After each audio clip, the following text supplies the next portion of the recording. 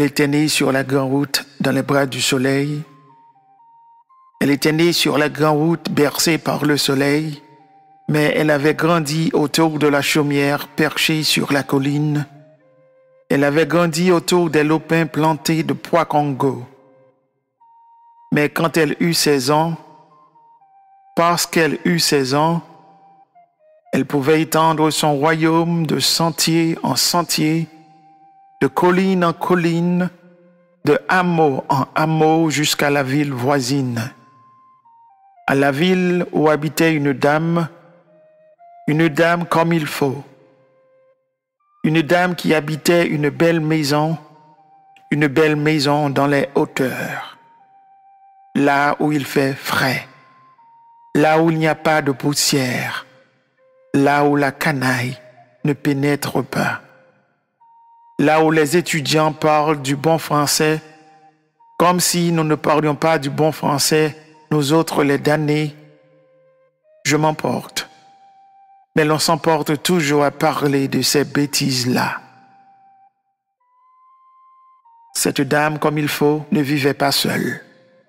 Elle avait un mari très comme il faut. Un mari qui s'était et Racine et Corneille, et Rousseau et Voltaire, et Gide et Valérie, et le jeune Musset et le père Hugo. Ce mari très comme il faut n'avait jamais fait de concession, mais quand même il était cultivé, mais quand même il était civilisé, cultivé comme le colon le fut, et civilisé comme le colon le fut. La dame présenta l'enfant à son mari comme on présente un chien à son nouveau maître. L'enfant qui avait 16 ans, l'enfant qui entrait dans cette belle maison à la clarté de ses 16 ans, et parce qu'elle était née sur la grande route dans les bras du soleil, et parce qu'elle était née sur la grande route bercée par le soleil, parce qu'elle pouvait étendre son royaume de sentier en sentier, de colline en colline, de hameau en hameau jusqu'à la ville voisine, devint domestique, devint esclave de ces gens qui n'étaient que du bois. Elle devint celle qui lave, celle qui repasse, celle qu'on bouscule, celle qu'on maltraite, celle qui est la vie, parce que la vie pour elle, c'est tout ça. Elle devint encore autre chose. Une nuit, elle rêva de ces bois, de ces baillarons en fleurs.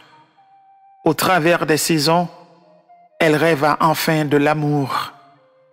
Mais l'enfant de 16 ans ne savait pas ce qu'il y avait en ce mot. Elle ne savait pas. Elle ne pouvait pas savoir. Et ce même soir, elle sentit sur ses épaules meurtries et sur ses genoux fatigués le sceau brûlant de l'homme cultivé comme le colon, de l'homme civilisé comme le colon, qui s'est glissé sous l'escalier, comme le colon s'insinuait dans la case où dormait l'esclave. Mais l'enfant de 16 ans fut surprise.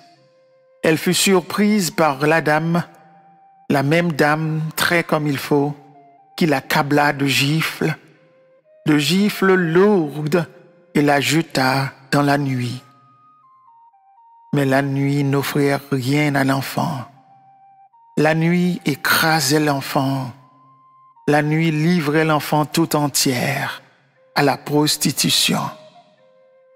À ce métier vilain qui enlève la vie comme la mer enlève le sable. Alors, parce qu'elle était née sur la grande route dans les bras du soleil, et parce qu'elle était née sur la grande route bercée par le soleil, parce qu'elle avait grandi autour des lopins plantés de pois Congo, bafouée, trahie, poitrinaire, abandonnée, elle est morte.